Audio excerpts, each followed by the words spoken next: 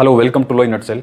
आज हम इस शॉर्ट से वीडियो में इस बारे में बात करेंगे कि कॉल रिकॉर्डिंग कौन कौन निकलवा सकता है, कॉल रिकॉर्डिंग के अंदर क्या क्या इंक्लूड होता है और कॉल रिकॉर्डिंग में क्या वॉइस रिकॉर्डिंग भी इंक्लूड होती है और कॉल रिकॉर्डिंग निकालने का क्या प्रोसीजर होता है, इसके बारे में बात करेंगे। तो कॉल डिटेल रिकॉर्ड, जिसको हम CDR भी बोलते हैं, तो CDR कौन निकलवा सकता है? क्योंकि CDR एक पब्लिक रिकॉर्ड तो होता नहीं है, क्योंकि दो लोग जब बात करते हैं तो उनकी जो कॉल डिटेल होती है वो उनकी प्राइवेसी का मैटर होता है, तो ये पब्लिक रिकॉर्ड तो होता नहीं है। तो इसलिए कोई भी कॉमन पर्सन इसको नहीं निकलवा सकता है। इसको सिर्फ और सिर्फ पुलिस वाले और कोर्ट निकलवा सकता है, लेकिन कॉमन पर्सन भी इनडायरेक्टली रूप से निकलवा सकता है। उसके बारे में हम इस वीडियो में आगे बात करेंगे। तो कोई भी मैटर में जब पुलिस ऑफिसर कोई इन्वेस्टिगेशन कर रहा होता है, तो यदि उसको लगता है कि इसमें CDR की ज़रूरत है, तो वो SP से परमिशन लेके उसके बाद में CDR मंगवा सकता है। या फिर कोर्ट जब ट्रायल चल रही होती है तो कोर्ट भी मंगवा सकता है, यदि उसको यदि CDR रेलेवेंट लगता है या फिर रिजनेबल लगता है कि उसको मंगवाना, तो वो मंगवा सकता है। अब एक कॉमन पर्सन कैसे CDR मंगवा सकता है? कॉमन पर्सन एक ऐसा आदमी जो कि उस केस से रिलेटेड नहीं है या फिर कनेक्टेड नहीं है, वो तो CDR मंगवा ही नहीं सकता है। लेकिन यदि कोई पर्सन किसी मैटर से रिलेटेड है, तो वो पुलिस ऑफिसर जो कि इन्वेस्टिगेशन कर रहा है उसको रिक्वेस्ट कर सकता है कि सर CDR मंगवा लीजिए।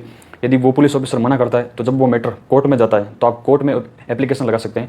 यदि आपका मैटर क्रिमिनल है तो CRPC के सेक्शन 19(1) द्वारा, और यदि आपका मैटर CPC का है तो आप ऑर्डर 16 के रूल 7 के द्वारा एप्लीकेशन मेड कर सकते हैं कोर्ट के सामने और उनसे CDR मंगवा सकते हैं। यदि कोर्ट को लगता है रीजनेबल और रेलेवेंट कि CDR मंगवाना यहाँ पे रीजनेबल है या फिर रेलेवेंट है, तो वो वहाँ पे मंगवा सकता है, अदरवाइज वो मना भी कर सकता है। तो ये तो बात हो गई कि CDR कौन कौन मंगवा सकता है।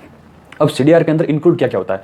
बहुत सारे लोगों को ऐसा लगता है कि CDR के अंदर वॉइस रिकॉर्डिंग इंक्लूड होती है, लेकिन CDR के अंदर वॉइस रिकॉर्डिंग इंक्लूड नहीं होती है। उसमें सिर्फ किस नंबर्स पे बात हुई है, सामने वाले फ़ोन का फ़ोन नंबर, और किस टाइम पे फ़ोन पिक हुआ है, किस टाइम पर फ़ोन एंड हुआ है, कॉल ड्यूरेशन और उनकी लोकेशन, और यदि स्पेशल सर्कमस्टांसेज में टेक्स्ट मैसेज का भी रिकॉर्ड उसमें मिल जाता है। तो ये तो गई कि उसमें इंक्लूड क्या क्या होता है। अब तीसरी बात, कॉल रिकॉर्ड निकालने का प्रोसीजर क्या होता है।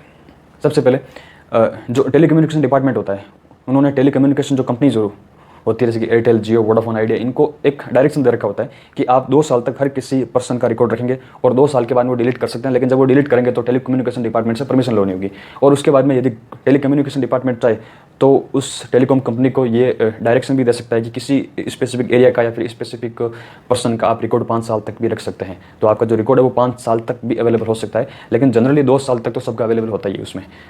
तो जो अवेलेबल रिकॉर्ड है उसको वो पुलिस ऑफिसर जो कि इन्वेस्टिगेशन कर रहा है, वो SP की परमिशन से या फिर कोर्ट उसको यदि रेलेवेंट लगता है तो वो मंगवा सकता है। अदरवाइज कॉमन पर्सन CDR नहीं मंगवा सकता है, और वो पर्सन स्पेशली जिसका उस केस से कोई भी रिलेटेड कनेक्शन नहीं है, तो वो पर्सन तो वैसे भी नहीं मंगवा सकता है। लेकिन जो पर्सन उस केस से कनेक्टेड है वो पुलिस ऑफिसर को रिक्वेस्ट कर सकता है या फिर वो कोर्ट में एप्लीकेशन डाल सकता है कि हमको CDR चाहिए अपना पक्ष मजबूत करने के लिए। तो यदि कोर्ट को रखता है तो वो आपको अवेलेबल करा देंगे, नहीं तो फिर आपके पास कॉल रिकॉर्डिंग लीगली रूप से कहीं भी नहीं मिलेगा आपको। Thank you.